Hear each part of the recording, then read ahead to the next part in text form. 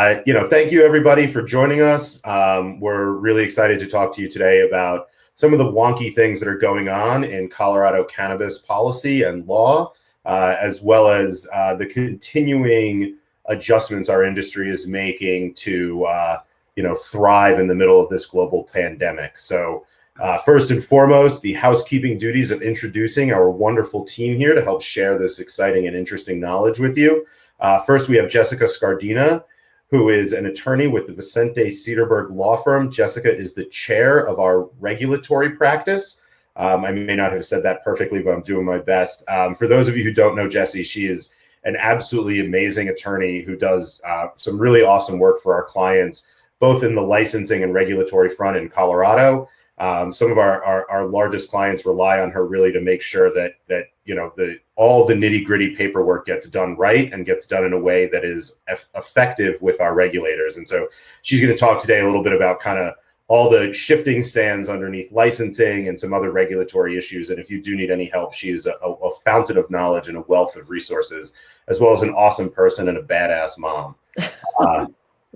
Sorry, it was more personal bio than you thought I was going to do, but you never know what comes when you don't prepare. I'm okay with it. And then with us, we also have Maureen McNamara. Maureen and I have also known each other forever and are practiced and experienced co-facilitators of multiple silly educational opportunities that we have brought to the cannabis industry across the country over the years. And we're super excited to talk about what's going on today in Colorado together. Maureen runs a company called Cannabis Trainers. She has been facilitating educational opportunities in the professional space for 25 plus years with tremendous expertise in food safety and responsible alcohol service that she has then transitioned into a cannabis-focused educational program. And so she's going to focus a little bit on kind of dealing with your staff and some of that training end of things for the cannabis industry here in Colorado. And we're going to get to her in a little bit. And then there's myself. I'm Jordan Wellington. I work with VS Strategies, which is the public affairs affiliate of the Vicente Sederberg law firm. I do weed policy stuffs. We represent a whole bunch of businesses here in Colorado and all over the country and do things from lobbying to government affairs. And so we're going to start there and talk a little bit about what's going on in Colorado today from a legal and compliance perspective so that all our wonderful attendees have a good idea about the various policy initiatives that we're working really hard on in Colorado.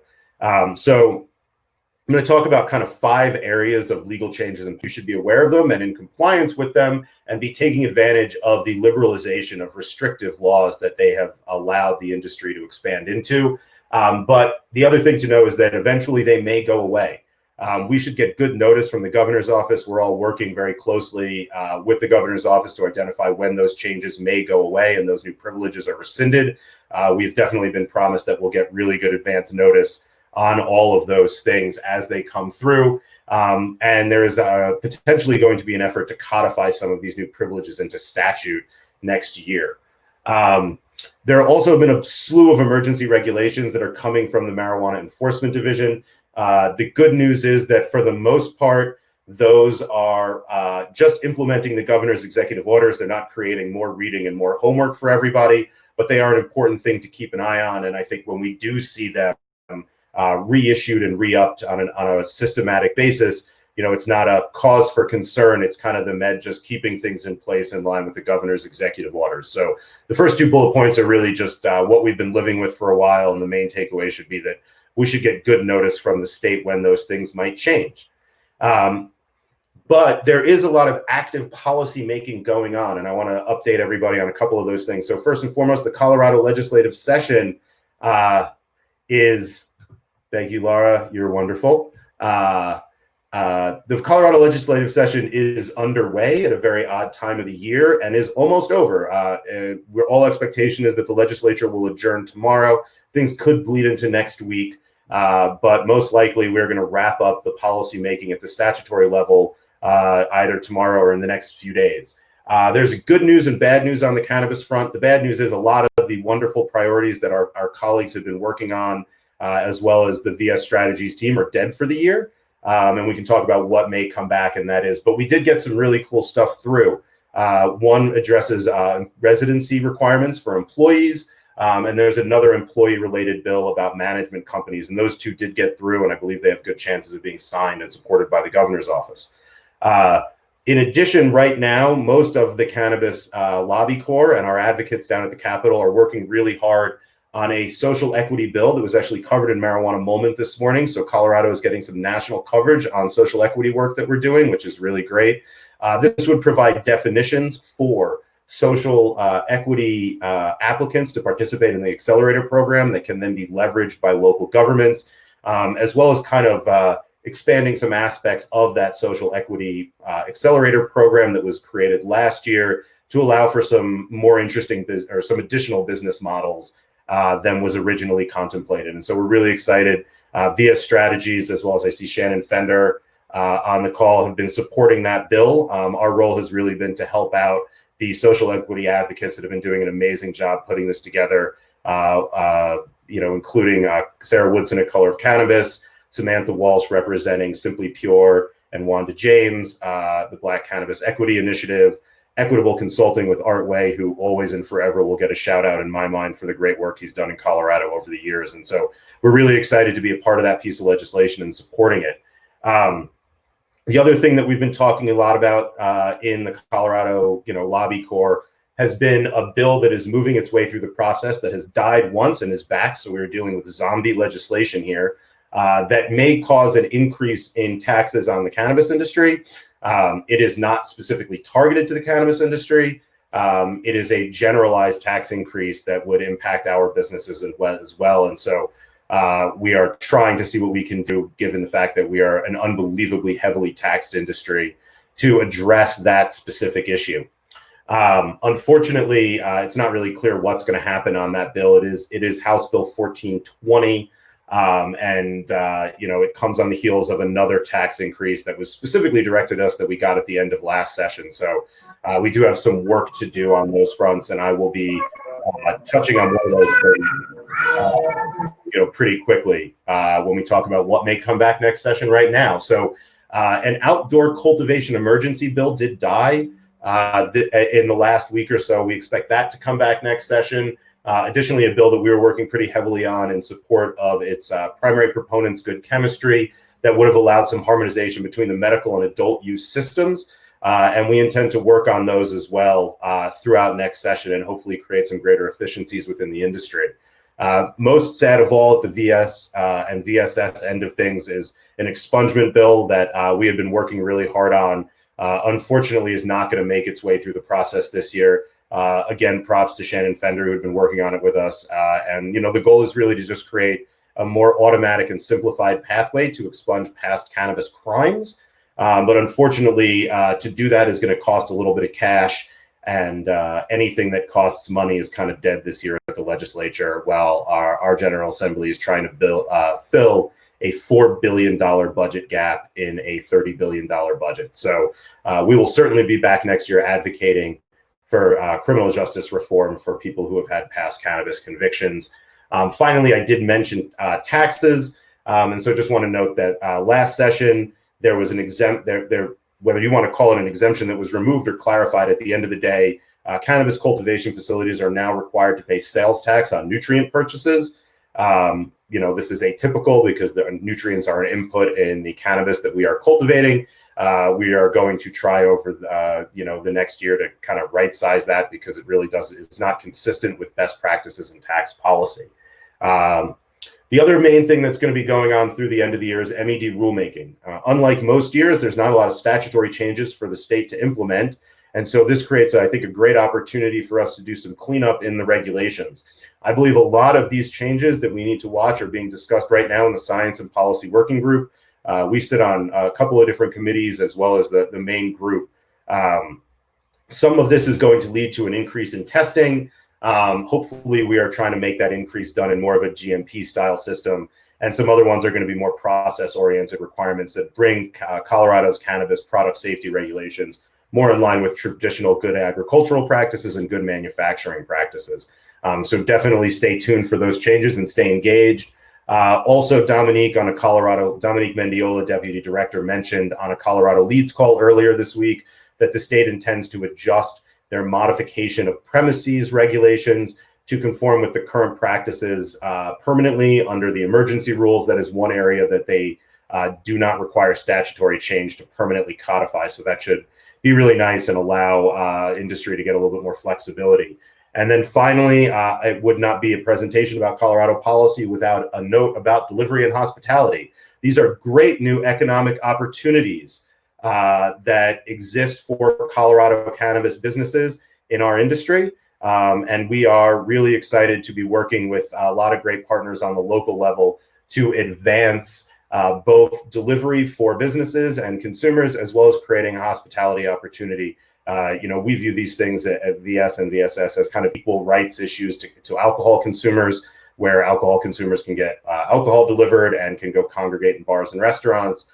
We just think cannabis consumers should be able to do the same thing. So I hope that was me talking fast enough to get through everything, but slow enough for it to be intelligible. And I'm happy to answer any questions that anyone has or follow up with anybody offline. And really appreciate everybody joining. So if anyone has any questions about all the stuff I talked about, happy to answer them. And looking forward to continuing to do this great work on behalf of our industry here in Colorado. And I think if you do have questions, the best way to do it is fire it off in that handy dandy chat feature to the right. But if there are no questions, I will happily move along and kick it over to our second presenter, Jessica Scardino, who's going to talk a little bit about the technical aspects of the new MED regulations, and I will hang around in case anyone does have any questions for me down the line. Jessie? Thanks, Jordan. Sorry, my internet failed right when Jordan started speaking, so hopefully my connection will stay strong through this presentation. Sorry I missed the beginning of Jordan's presentation, but I can give everybody an update on the status of the Denver Delivery Work Group. So we had our virtual meeting for delivery on May 14th, 2020. There are about 25 participants. It was a good mix of industry officials, city officials, industry representatives, and some various neighborhood and interest group representatives, and some city council members. My sense from the group's feedback is that cannabis delivery doesn't really appear to be a controversial issue, at least in Denver. It was pretty obvious that, especially in light of the current public health crisis, delivery is a more desirable mechanism for people to be able to purchase products. Everybody's pretty cognizant of the need for it right now. And like Jordan mentioned, alcohol and food delivery are already pretty widespread and have relatively few restrictions. So I think most people are also amenable to cannabis delivery. I didn't see significant pushback from anybody in the working group, which was a good sign. I guess the one red flag that came up to me is that retail or medical delivery, could potentially be delayed until retail delivery is permitted, which is January 2021. I did push back on that suggestion since medical patients obviously constitute a vulnerable part of the population. So we think it's imperative that medical delivery be implemented quickly. But ultimately, the decision is up to EXL and city council officials. So we'll just have to wait and see what comes out of that. With respect to licensing changes at the state level, so as you can see from my handy dandy slide, the MED is not accepting in-person applications at this time, which I assume most of you are already well aware of. There are limited staff members working on site, but members of the public aren't allowed into the building. So you can submit your applications either via mail or there's a secure drop box at the MED's Lakewood facility. One of the things that you need to be careful with your applications is to ensure that you have a payment procedure set in your application. So you have to provide check, money order, or a credit card authorization. The website says that they are taking online payments via their interactive payment system. I haven't actually utilized that option yet, so I can't give you good guidance on how well it works.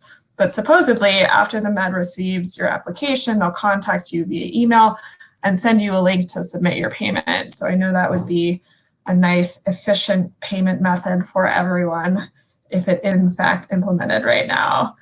The MED, as I'm sure you're also well aware, has passed several series of emergency rules now.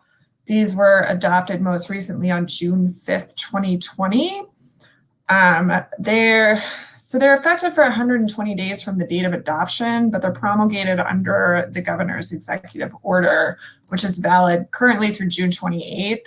They've been consistently readopting the emergency rules, and so we think that this is going to continue to happen as long as COVID is around, which is likely for the foreseeable future. So these are being extended currently in 30-day increments.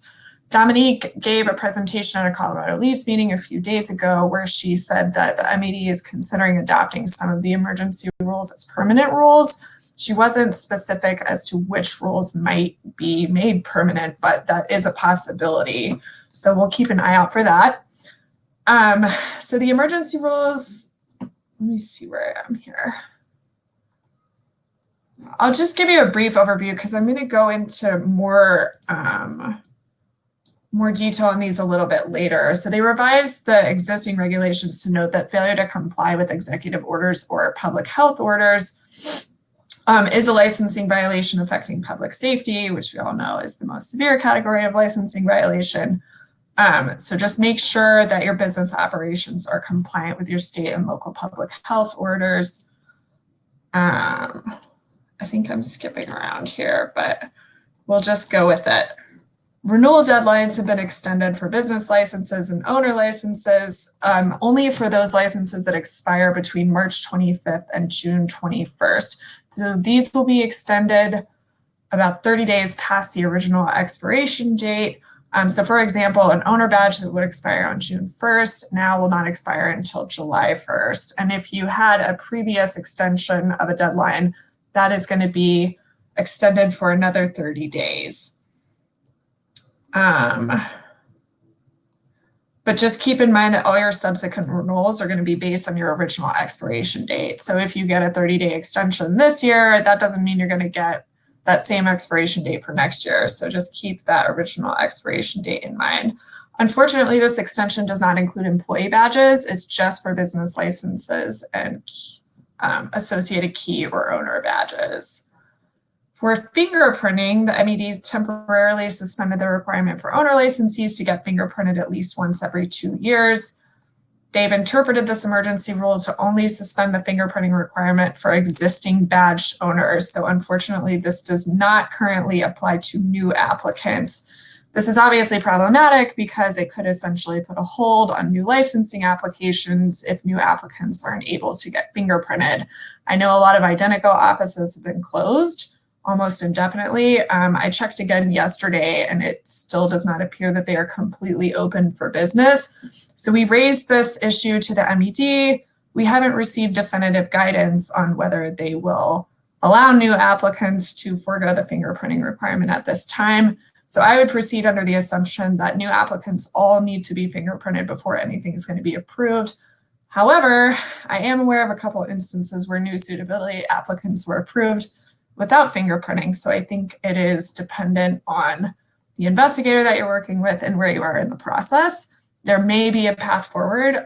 If you have additional questions on this, you can feel free to reach out to me and I can give you some more information. The final licensing update for the state is that gaming licensees, people who are badged to work in the gaming industry, can temporarily also work in the marijuana industry if there are companies in need of badged employees and people are unable to get fingerprinted or badged quickly. So let's get to the next slide. Denver updates. So Denver, unlike the MED, is allowing some people into the building to get applications done. If you have short timelines for license expirations, you can make same-day appointments if you call the number on my slide, or you can request appointments not same day through their appointment website, which is also on the slide for your review. All other applications can be submitted via email. So you can send those over to exlsubmit@denvergov.org. We talked to them a couple days ago and they indicated that they weren't actually reviewing expiration dates to determine how quickly to approve applications. So if you have short timelines coming up, I would say don't take a chance and email your application in, call and make an appointment or request an appointment through the website just to make sure that you can get that renewed and done in time. All right, Denver social distancing requirements. I think everybody is pretty well aware of this too, but I wanted to go over some of the requirements that are specific to businesses. So on May 4th, 2020, Denver issued a face covering order. This was effective May 6th until further notice. So everybody needs to wear a face covering that's made of cloth, fabric, or other soft permeable material without holes that covers your nose and mouth and the surrounding areas of your lower face. All retail and commercial businesses need to require their employees to wear these at any time that the person is interacting with any member of the public, working in any space visited by members of the public, such as the reception or waiting area, service counters, public restrooms, cashier and checkout areas. Even if nobody else is in the room, it is required. You need to wear them if you're working in any space where food is prepared or packaged for sale, and any common areas of hallways, stairways, elevators, and parking facilities, and any semi-public room where other people are present.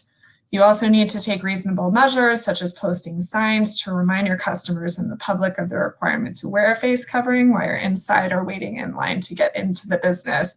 So I'm sure you've all seen at grocery stores, most of them have signs out front that say you cannot enter without a face covering. I think this is a good compliance strategy to make sure that people who are coming into your facility are complying with the face covering order. These aren't required when you're in a private one-person office, or if wearing a face covering would inhibit the person's health. So a little bit more on the MED's social distancing requirements. So the MED emergency rules do set out specific social distancing measures in 345A of the emergency rules. These set the guidelines for implementing CDPHE's social distancing requirements and maintaining cleanliness of your facilities. So I'll just go through a couple of these to make sure everyone's aware. As I mentioned before, you have to comply with all state and local public health orders and all executive orders. It can result in a licensing violation affecting public safety. So make sure everybody's doing that. So social distancing requirements require you to make sure everybody's maintaining at least a 6-foot distance from everybody else, washing hands with soap and water for at least 20 seconds, or using hand sanitizer as frequently as possible, covering all coughs and sneezes, regularly cleaning high-touch surfaces, and not shaking hands. All stores need to ensure that social distancing is taking place between patients, customers, and their employees. So this requires you to limit the number of people in your facility, including your employees, at any one time so that everybody is always 6 feet apart. You need to limit the amount of time that patients and consumers can remain on your licensed premises. You need to use additional portions of your licensed premises, such as the lobby, to provide more space to facilitate social distancing. You can make temporary modifications to your licensed premises to provide additional space if that's necessary, and I can talk a little more about that later. They encourage the use of online or web-based applications for virtual lines to try and limit the number of people inside. Encourage advanced appointment scheduling for patients and consumers to pick up orders. Instruct people to arrive only after receiving notification that your order is ready for pickup. And encouraging patients and customers to complete orders and payments over the phone or online prior to arrival for pickup. They strongly encourage you to limit the formation of lines outside your licensed premise to the greatest extent possible. So if you absolutely cannot prevent lines, there are guidelines that you need to maintain to make sure that people are still complying with social distancing. So you should assign staff members to monitor the line and manage it to make sure people are staying the appropriate lengths apart. Limit the total number of patients and consumers allowed in your line at any one time. And then ensure that nobody's blocking pedestrian traffic or the entry or exit to any neighboring business. Some other relevant provisions of the emergency rules that I think might be helpful to go over. You can permit transactions outside your licensed premises under certain circumstances. So if the property immediately adjacent to your licensed premises is under your control and is not public property, such as a sidewalk, a public street, or a public parking lot, you can temporarily extend your licensed premises to include this area. I'm sure everybody knows that under normal circumstances, this would require a modification of premises to be filed. But the emergency rules exempt you from filing a MOP if those changes are being made to effectuate social distancing measures. I will note that your local jurisdiction might still require a MOP to be filed under certain circumstances. I know Boulder does require at least notification of the change, so be sure to check with the local jurisdiction and see if they have any rules in place governing modifications made for social distancing requirements. Internet and phone orders. So these are permitted as long as the pickup occurs on your licensed premises. The pickup does not necessarily need to occur in your restricted access area. Prior to initiating this order, the store needs to confirm the name and date of birth of the patient or customer, the time of pickup, and for medical patients, the patient registration number. You will need to physically inspect and view, but you don't have to touch the patient registration card and ID to confirm proof of age. You can also accept phone and internet payment for medical and retail marijuana. I know this is problematic for a lot of people because credit cards aren't commonly accepted, but keep in mind that if you do only accept cash, you can't take cash payments outside the restricted access area. So all cash payments need to take place in the RAAs. Your video surveillance needs to be able to record the patient or customer or their vehicle if you're doing curbside pickup, the ID verification, and the completion of the transfer. Obviously, all your transactions still need to be entered into metric. And all transfers of marijuana are subject to local law, which means that if your local jurisdiction prohibits curbside pickup or transfers outside of your restricted access area, you are not able to participate in these transactions, even though the state technically permits them. So yet again, important to check with the local jurisdiction and their rules and make sure that everything is compliant there. I know I rushed through a bit of this material, so if anybody has any questions, please feel free to note in the chat, and I would be happy to answer those.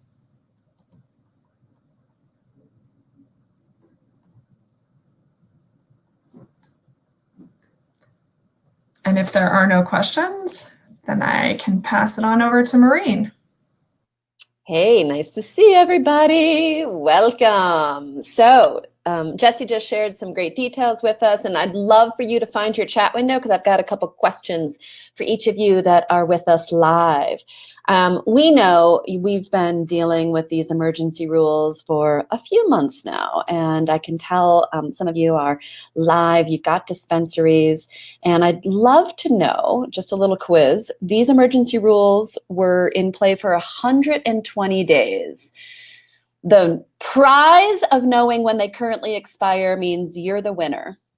So go ahead to your chat window and type in, when do these emergency rules, when are they currently set to expire? Bonus points if you don't look it up, do the Google Math or anything like that.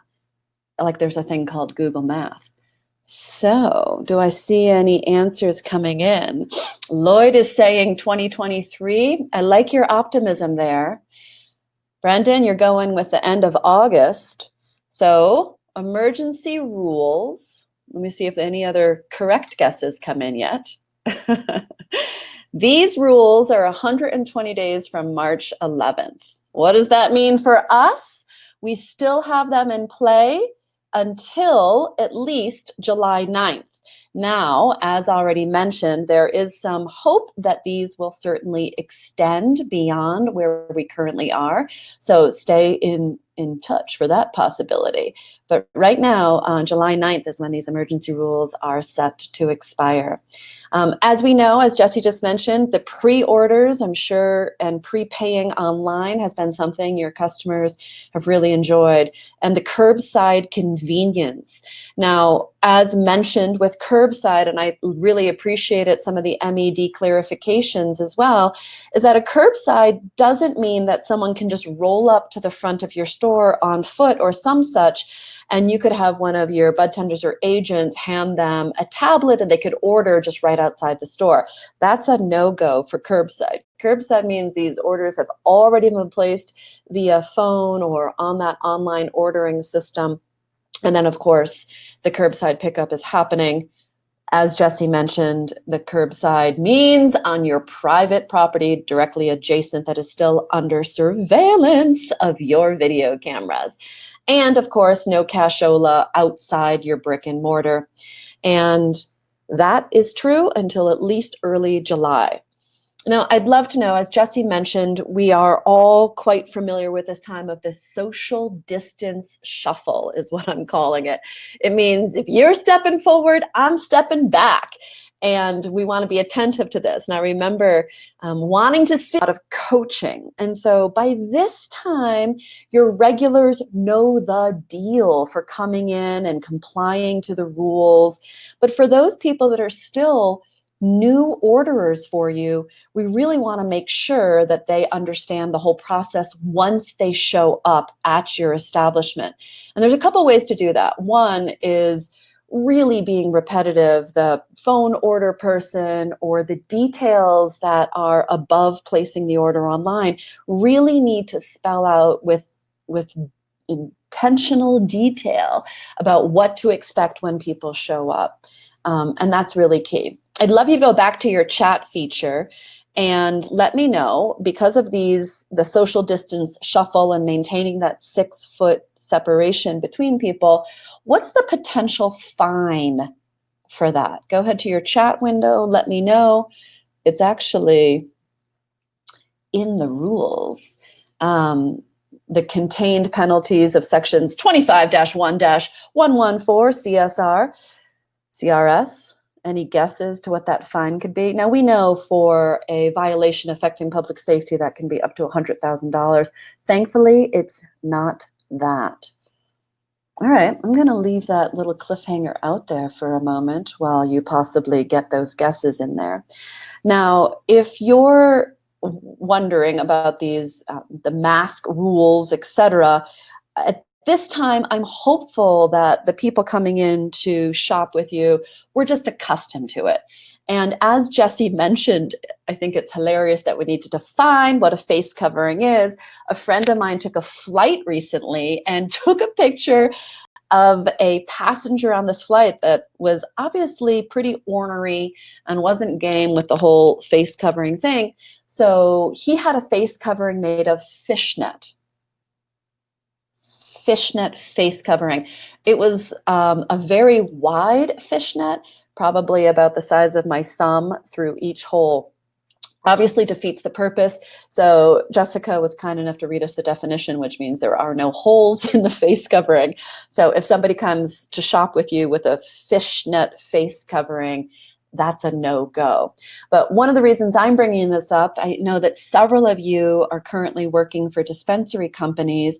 I'd love to know, go ahead and feel free to chat this in on the chat window, is how is your team doing with the verification of identification and the masked individual? Has it presented any challenges?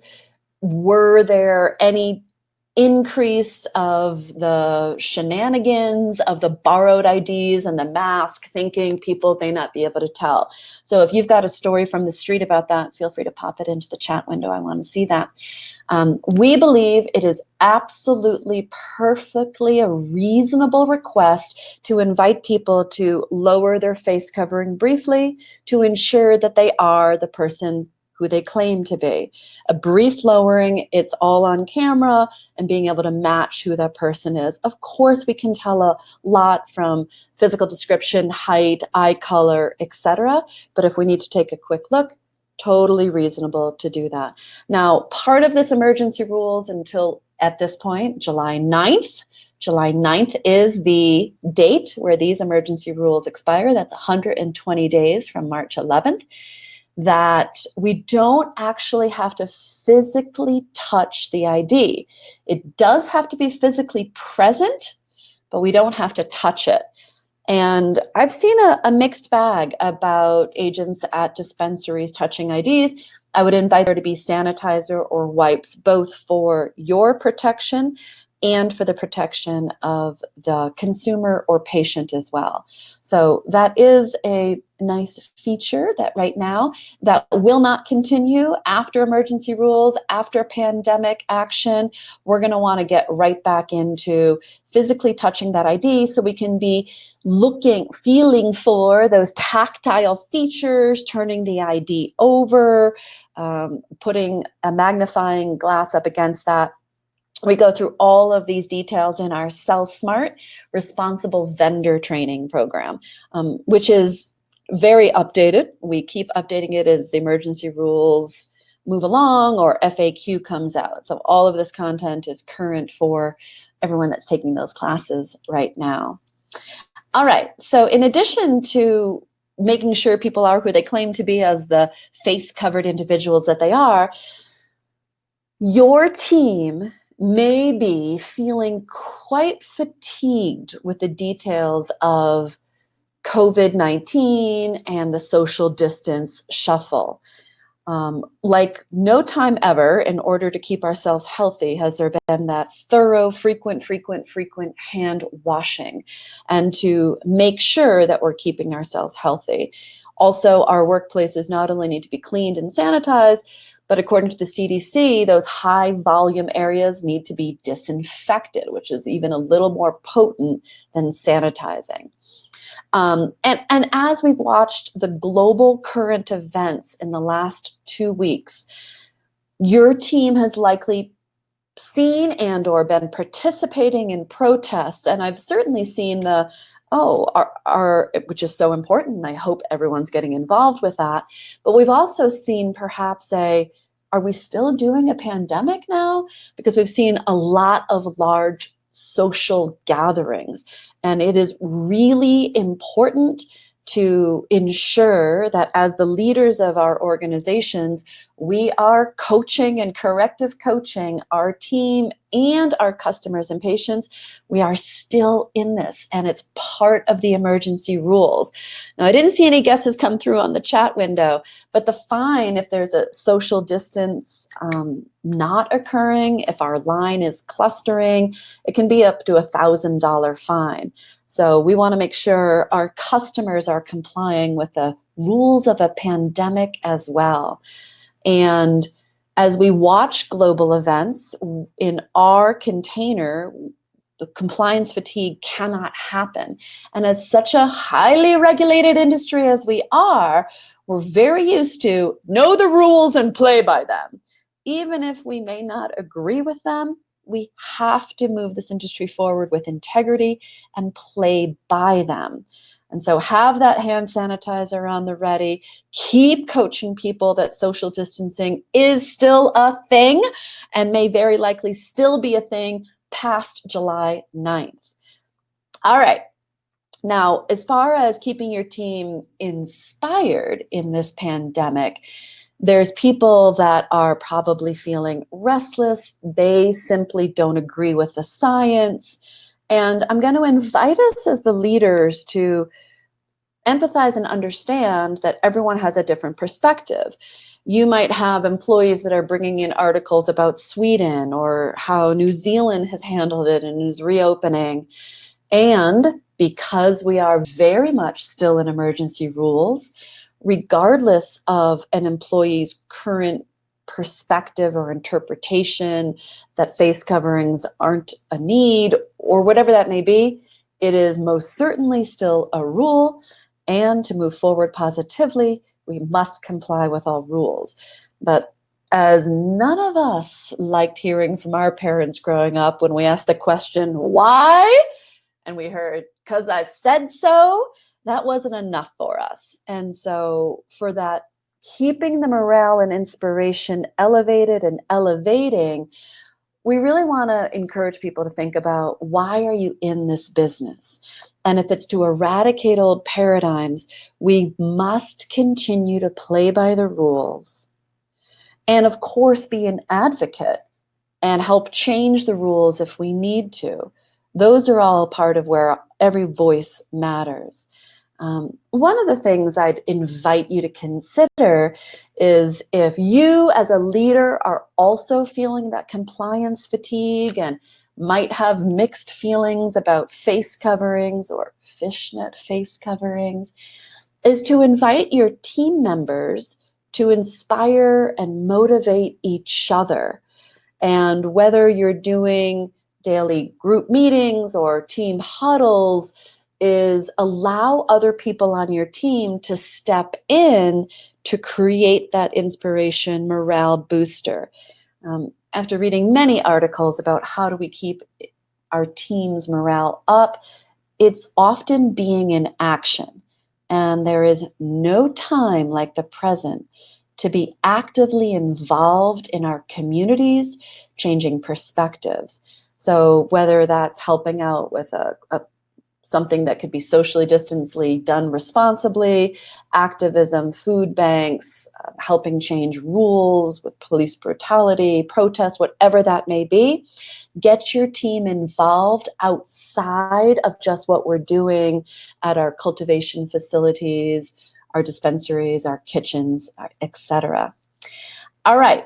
I think that's almost a wrap for what I wanted to share with you, but we have got time for questions. I'm going to invite Jessica and Jordan to come back online with me now. We'd love to hear from you.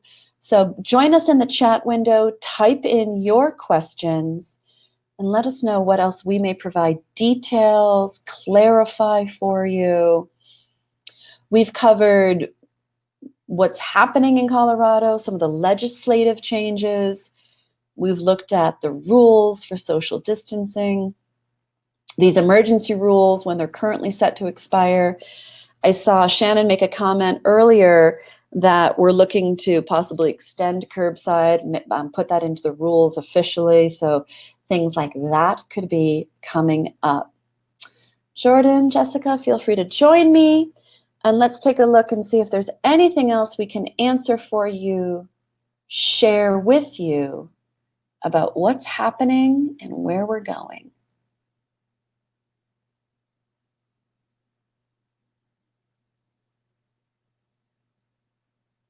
All right, Laura's got a question for Jordan. Can you give us a little bit more detail about the social equity efforts here in Colorado? Yeah, I'd be happy to. Social equity is a kind of a complicated issue in Colorado because we set up our entire system just trying not to have the feds shut us down, and kind of came to the social equity conversation a little bit later than other states, and in a situation where we kind of have already an active and competitive market in multiple avenues. Last year we had a sunset.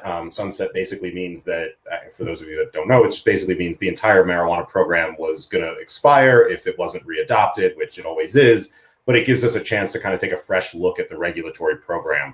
An amendment to that bill created what we call the accelerator program at the state level. It's designed to really be an incubator program where an existing cultivator or manufacturer could carve out some space from their licensed premises for a social equity applicant to kind of get their business off the ground.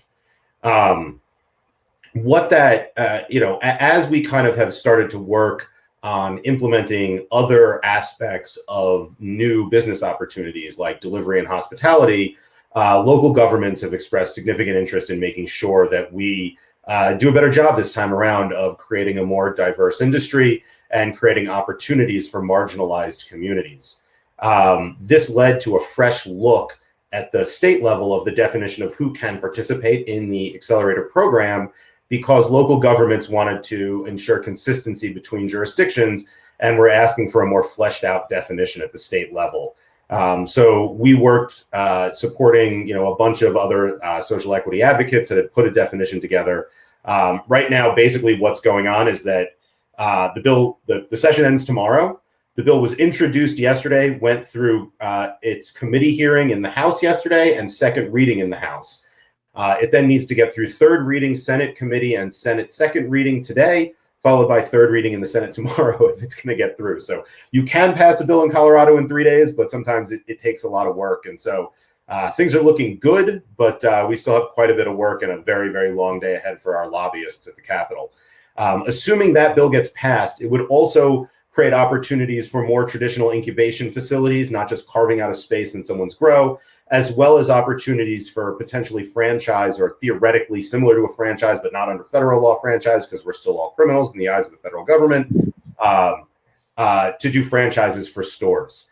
So we kind of have all that activity going on. At the same time, we have a couple of different processes at the local level. Denver is really leading the charge. And for those interested, Jesse will actually be sitting on a working group that starts in 15 minutes or so, that Denver will be having exclusively on how to do social equity in the cannabis industry and in Colorado today. We expect that Denver's policy on delivery, hospitality, new licenses, as well as a lot of other things moving forward, will set the standard for other local governments and even give some good ideas to the state regulators as we kind of continue to flesh out our accelerator program. Finally, there's a lot of private sector efforts going on. The Black Cannabis Equity Initiative being run by a gentleman named John Bailey, as well as our good friend Sarah Woodson over at Color of Cannabis. And then there's other folks that I've mentioned previously, like Art Way. And those things have involved, a combination of private sector efforts and public-private partnerships around sponsoring expungement clinics, as well as kind of work to create mentorship opportunities for social equity candidates. The real trick in all of this, I think, at the end of the day, as in all things in life, is going to be the almighty dollar and whether we're actually able to get any cash whatsoever from the state. Because the biggest problem in executing social equity, I think probably as everyone on this call knows, is access to capital and barriers to entry. And so if we are not able to get things like a revolving loan fund or a grant program together, I think it's still going to be really challenging to fulfill the goals of some of these social equity programs. But we're working really, really hard on it. And I'm happy to talk to anybody about kind of some of the more minutiae and details, or what we see in other states and how we think about those things. Or a high level, I'll just share that we certainly have a strong preference for programs that promote opportunities through support programs and loans and things like that, as opposed to market restrictions where where we constrict the size of the market and limit who can participate, because we think that has a lot of negative externalities on patients and consumers. So I don't know if that hit the mark, Laura, but you can let me know if I was off base. But sounds like we're in action and there's so much more to do. We've got a question from Brendan. Our modification of premises expiring July 9th. I'll let Jessica jump in on this too. But currently, that is true. And Jessica, if you've got some inside intel that things might extend beyond that, we're happy to hear it. I don't have any intel per se, but they've been pretty consistently extended, and our sense is that they'll likely continue to be extended as long as COVID remains a problem. So I believe they will be, but keep an eye on the date. Yeah, the answer is yes, that is true, Brendan. Nice to see you. Is that the emergency rules set on March 11th, 120 days from that, is July 9th. And so if we don't hear anything, that would mean curbside and the modification of premise, it does expire on July 9th, but it is likely to be extended, so keep your ears open for that. All right, I don't see any more questions coming in, but we certainly would love to stay in touch with you. I'm Maureen with Cannabis Trainers, and thank each and every one of you for everything you do to continue to move the industry forward with integrity, professionalism, and compliance.